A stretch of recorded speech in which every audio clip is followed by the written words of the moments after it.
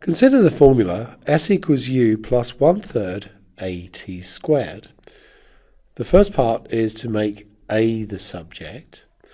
Now, what I'm going to do is, as I did in example 1, I'm going to just change sides like that, because the a that I want is over here now on the left. So, I am going to subtract u from both sides, and therefore I get 1/3 at squared is s take away u. Now I'm going to do a step now that I could have done at the very beginning, but I'm going to do it now. It doesn't really make any difference. But I want to get rid of the fraction.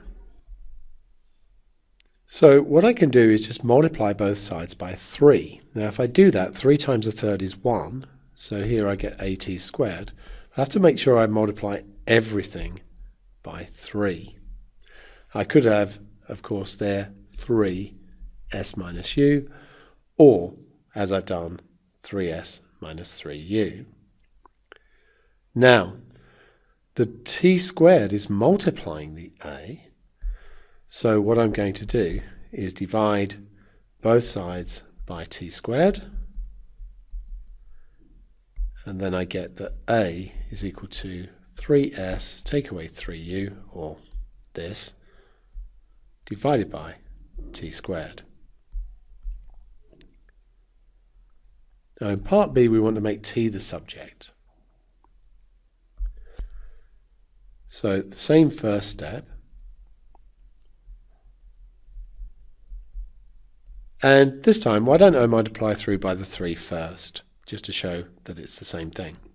So we get 3u, then we get at squared equals 3s, and then I'm going to subtract 3u from both sides.